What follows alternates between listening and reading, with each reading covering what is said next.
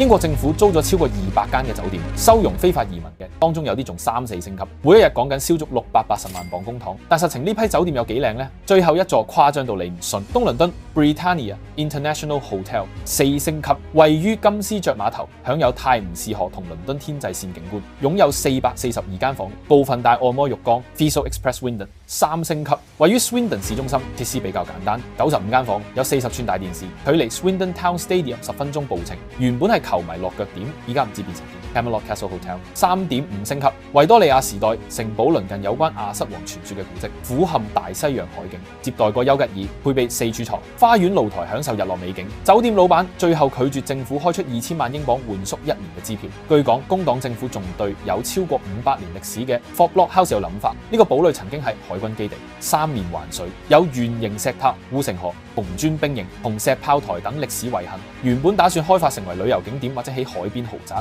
依家可能有排都唔使諗嘅。想知更多英國房地產資訊，即刻 follow Panda and Partners 同添渣。